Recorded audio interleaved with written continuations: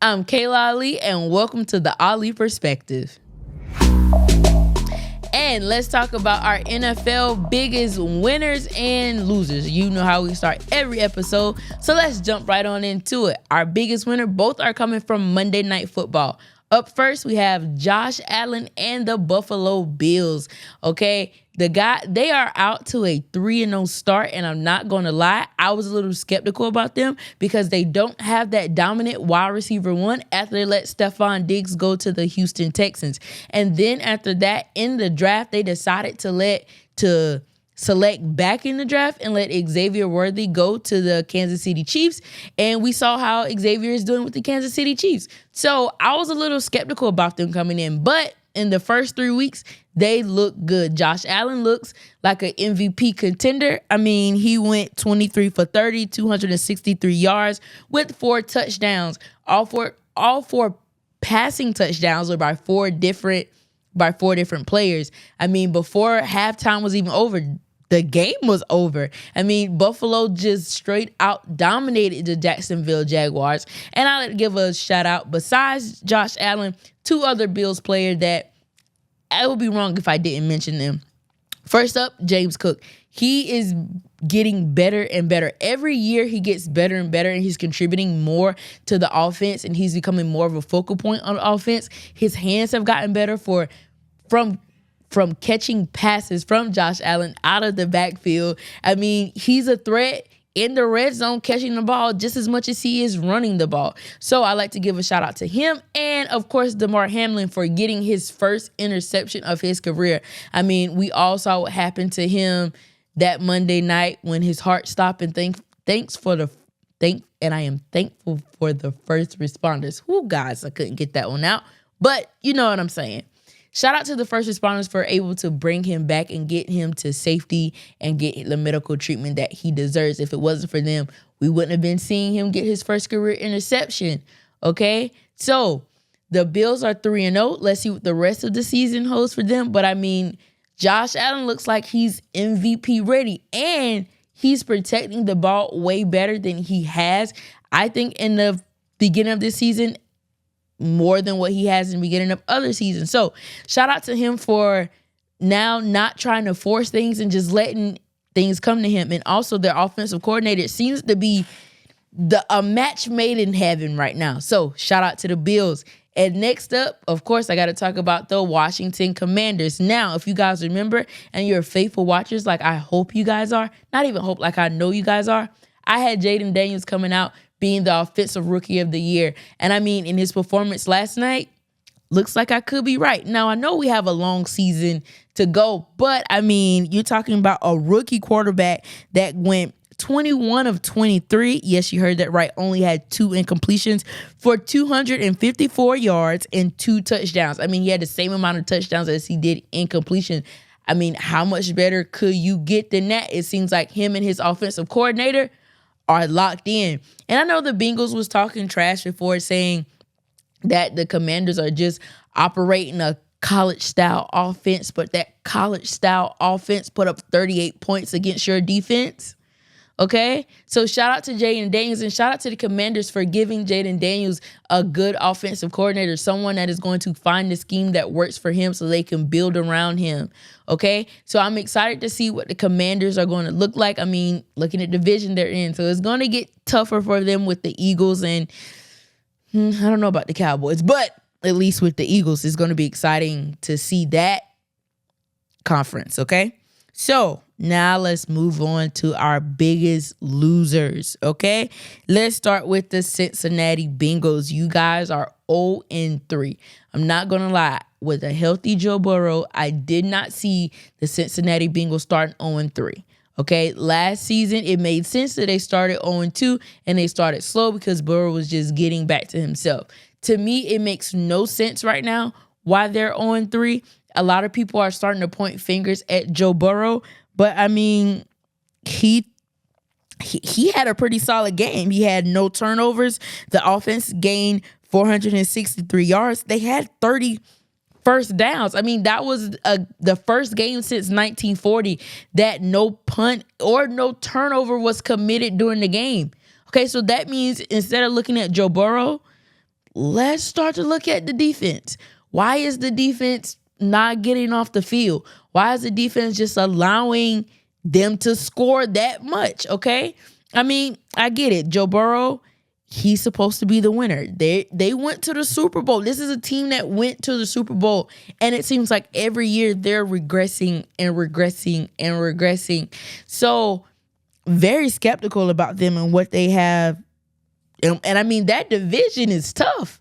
That's a tough division. So they got to figure out what's wrong and they got to work it out soon. All right. And now moving on to our next biggest losers. Am I happy saying their names? Yes, I am. The Dallas Cowboys. The Dallas Cowboys, you decided to spend your money on your wide receiver one, which, I mean, that was warranted. He is a top 5 wide receiver in NFL right now. And you decide to spend the money on Dak Prescott. I'm not even mad at that because in the regular season, Dak is that guy. Just can't win playoff games. But in the regular season, he's that guy. So you decide to put all your money towards the passing game, okay? Because wide receiver one, quarterback, only way they're going to get a connection is by what? Passing the ball. And then you decide that you're going to have your running game be a run game by committee. So you have 3 different running backs, but your running backs suck. I'm sorry. I'm so sorry. You have 3 rushers against the Ravens, and your biggest rusher only had 32 yards. We're in the NFL. That's not going to win you any games. Yes, you guys start to have life in the end of the third and the fourth quarter, but that was because of the Ravens defense, not necessarily because you guys was just so good. And of course, the Ravens had some questionable play calling, but you guys got to figure out what you're going to do with the run game because right now, teams are making you one-dimensional. We all know when you become one-dimensional in the NFL, you're beatable. You're very beatable.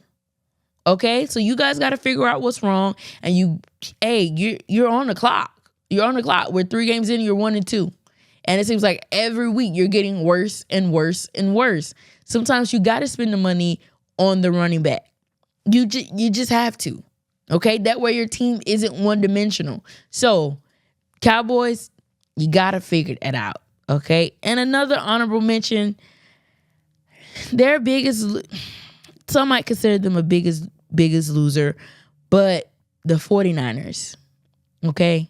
Some people are saying it's an overreaction to talk about them being 1-2 right now, but the injuries just keep piling up on them. So it's not their fault. The injury bug just got them. So I hope to see them healthy so they can be contenders again, because when they are contenders, they're fun to watch. I love fun to watch teams, okay? And I wish that they would get healthier. Now, normally this is the time where I talk about college football, okay? But I'm not going to lie, you guys. Last week, I'd only really watched one college football game, and that was the Tennessee and Oklahoma game, because they were one of my Ali picks, and I had Tennessee winning, and I was correct. Okay? Our Oklahoma's defense stepped up to the plate. Offense,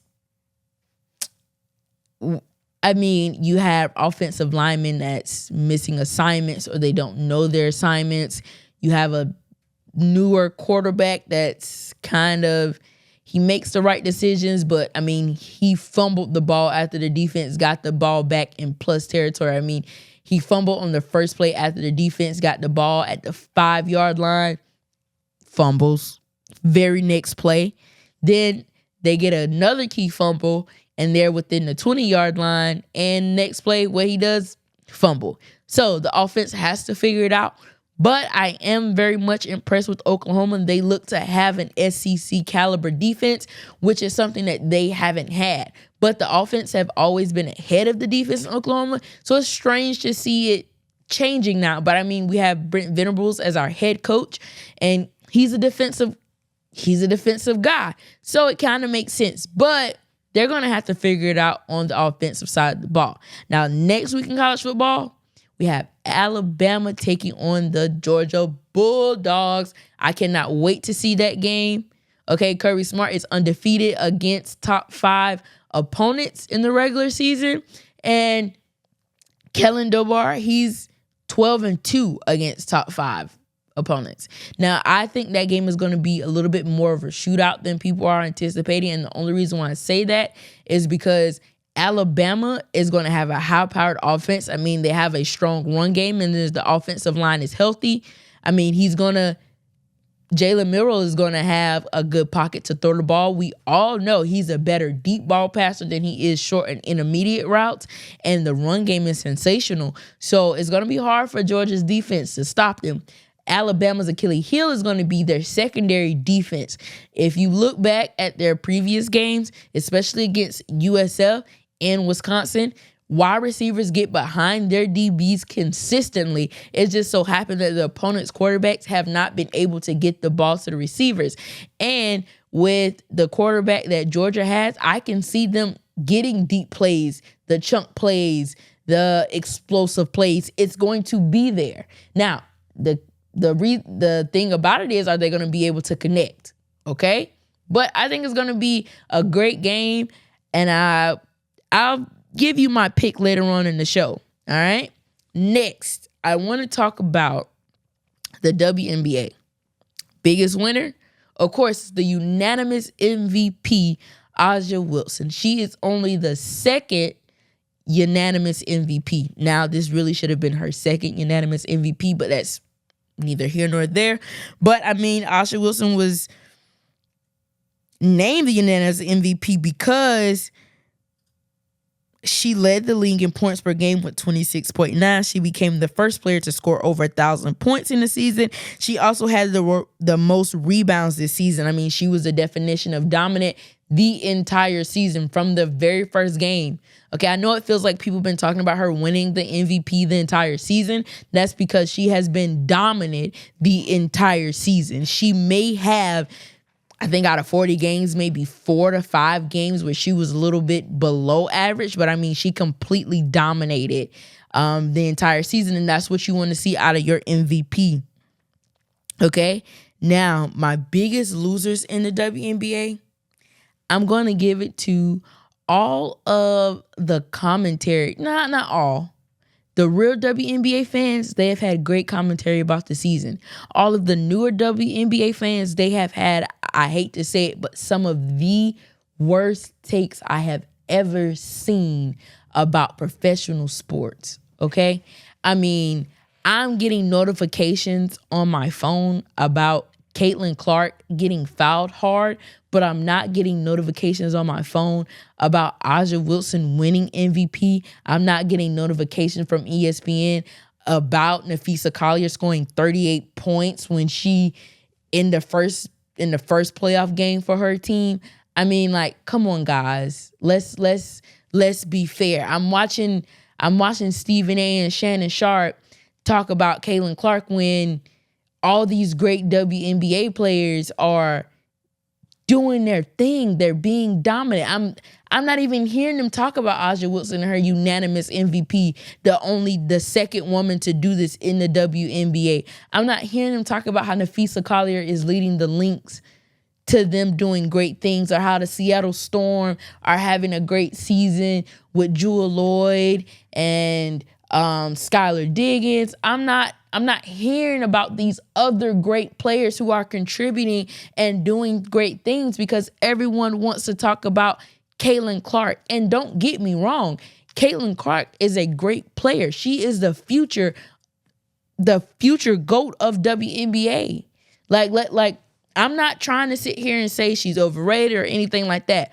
Her numbers speak for themselves, but she's not the only woman that's playing. Okay? She's not the only dominant force in the league. She's great to watch. I'd love to watch her play. But it's time for people to be fair. These are paid professionals who are bypassing other greats just to sit one person on a pedestal. That's not fair, and it's not right. So that's why when you come to the Ali perspective, we're going to be fair and we're going to be straight. That's what I'm not seeing. So I'm going to give you what I want to be shown. Okay? So shout out to Caitlin Clark.